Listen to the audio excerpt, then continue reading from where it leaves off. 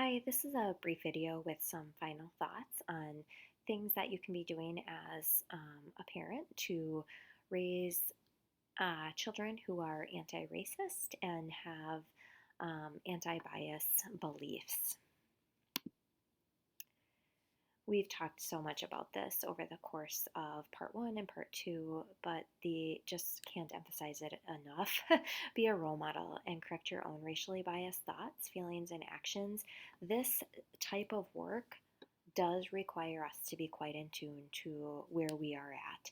And if we aren't in touch with where we're at with our own biases and um, direction on how we want to change that, it's going to be very challenging to be able to do this justice with raising your kids. And that is a big piece of why we spent so much time on the information that we went through in part one, to be able to really kind of help you grow in that area, so you're even more ready to do this type of work as you're raising your children.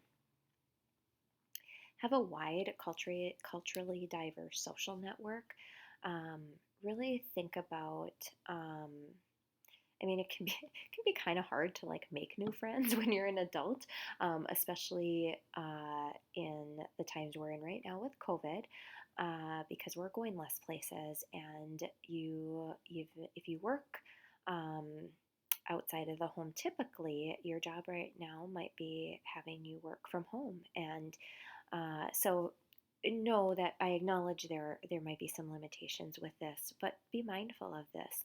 If you have been somebody who has mostly only had friends that are just like you, um, consider how that might be able to be different for you going forward. We naturally do feel the most comfortable when we're with people that are much like us, whether that's personality wise, whether that's how they might look, but try to stretch yourself if that isn't something you've done before. Um, we I feel like I have such a wide range of people in my life, wide range of personalities. I'm the type of person that I like a lot of different people, and so what that has led to is I have been able to hear and learn about so many different perspectives, whether it's a good friend that's an engineer and kind of learning more about what the engineer workplace is like compared to an early childhood work culture, and or whether it's just different family styles that we've had. And the more we can diversify our social network, the more chances we have to be able to learn from each other. Travel and expose your children to other communities beyond the one you live in. We talked about that earlier on too, to make sure you're getting out of your own neighborhood and being able to go other places for your children to be able to see that um, there's more out there than just Stillwater. There's more out there than just people who are white. Um, there's more out there than people that are middle class, for example. We want our children to see a wide range of things through their life. Get involved in your child's school, community, place of worship, and politics so you can be a voice for change.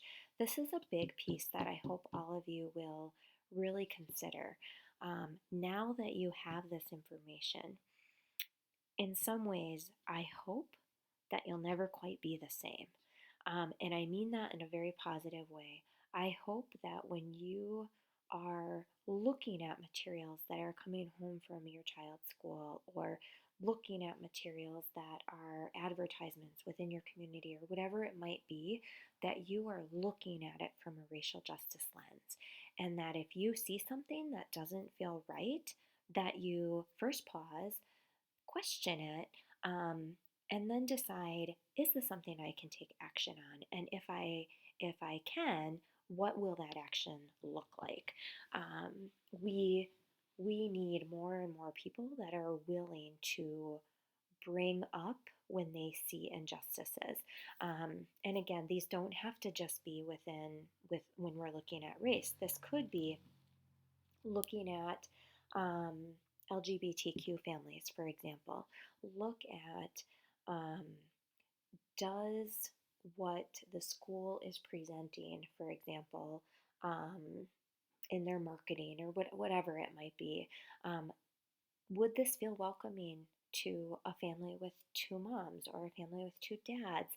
Um, and if not, okay, how can we change that? Because people that are in, um,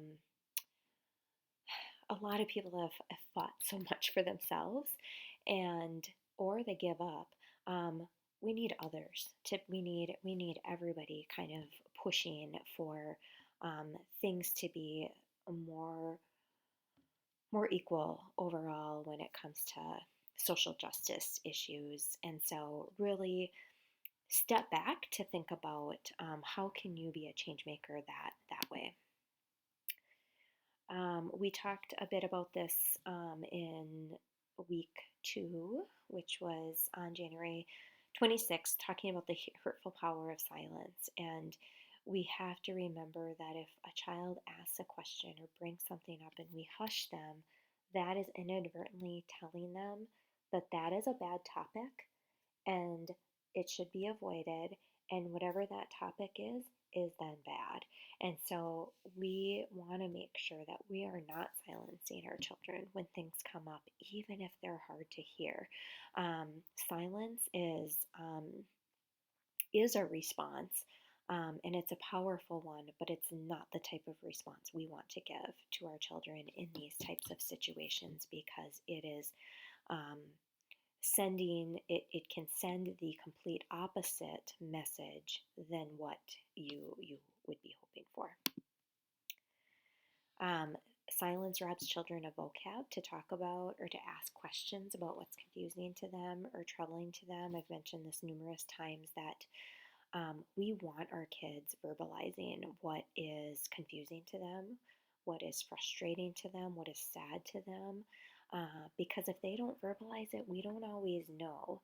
And so we want to encourage whatever verbalization comes out so we can um, continue to help them process, and that's where the true growth happens. Silence requires children to figure things out on their own using their limited understanding of the world. Silence teaches fear. The subject is so unsafe, we can't even talk about it.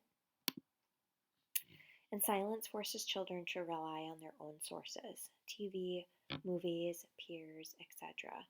I mean, again, this we could look at these last few slides talking about silence. We could look at that in so many different ways, right? We can look at it very specifically to racial justice. We could look at it um, specific to topics of LGBTQ. We could look at it a topic of sex, even that if we don't ever allow discussions on that, then it's kind of this, all right, well, I want to know, but I guess I'm just going to figure it out on my own then. And I know that if you have taken the time to be a part of this class and these discussions, that you are the type of parents that don't want to leave your kids hanging, that you want to be the one that can help influence these big topics with your kids. And so I know these discussions can feel scary. Depending on where you're at in this journey, but just know something something is better than just silencing it. And you've got this. You have so much knowledge and so much understanding now of thinking about the history of race and where kids are at developmentally, things that we can say. And you know what, even those um, that do this type of work a lot might still not quite get it right with their kids, with say the right things, but that's okay because they're at least having the discussion. So hopefully you can feel empowered to move forward with that, um, and your kids will be grateful for that.